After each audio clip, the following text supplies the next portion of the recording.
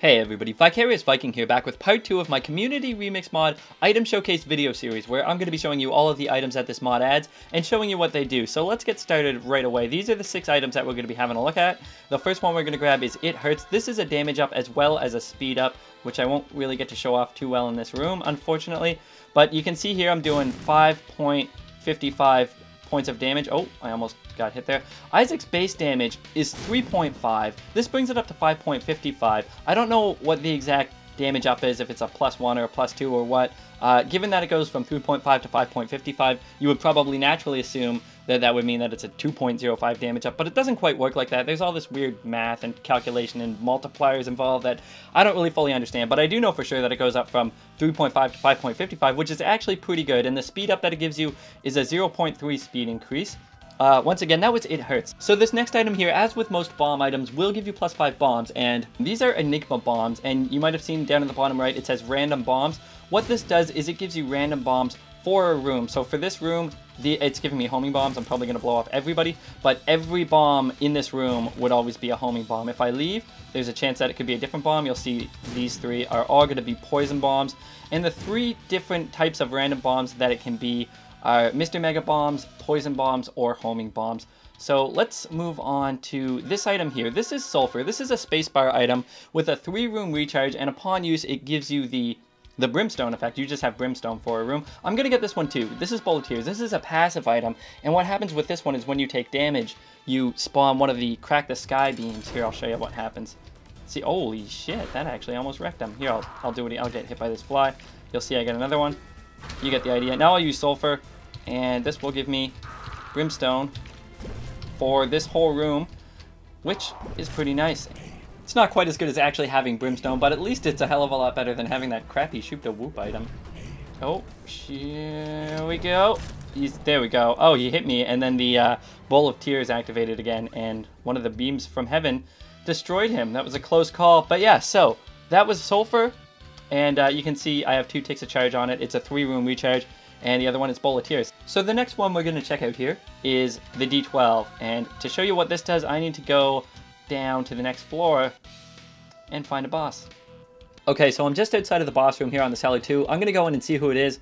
We are fighting the Blighted Ovum. We'll just see about that. Not anymore, we're not. I went ahead and used the D12, and we are now fighting the Duke of Flies, and that is exactly what the D12 does. It allows you to reroll boss rooms and gives you the chance to get a new one. You can sometimes get the exact same boss fight, but usually not, except for on floors where you're going to get that same boss fight no matter what. Like at the end of the Cathedral, you're always going to fight Isaac. You're always going to fight Blue Baby at the end of the chest, even if you reroll it. And yeah, that's exactly how the D12 works. It's got a 4-room recharge on it, and you can't, like, if you clear out this boss room and get a charge on your D12, you can't use it again and get a new boss, just to keep you from farming pedestal items and stuff like that. So there's none of that happening with this.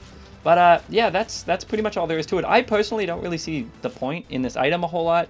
I mean, when you re-roll the boss, you're going to be right back in the boss room and you have to fight it there anyway. You don't know what boss you're going to be fighting until you get in the room to begin with. I don't know, I just personally think that there's mostly better spacebar items out there. Seems gimmicky, but nevertheless, that is the D12. Let's move on to the next one. Alright, this is the last item here, and it's an interesting one. This is called Blood Oath, and the description of its effects is the less health you have, the more damage you do, which is true for this item, but it's also true for this item that the more health you have, the less damage you do. I'll explain what I mean in a minute, but before I pick it up, I'm going to go into a room that hopefully contains enemies. I'm just going to fire a couple shots at them so that you can see I'm doing 3.5 damage, just Isaac base damage, and that's it. Okay, so let's go ahead and teleport ourselves back to the room containing Blood Oath. We're going to pick it up.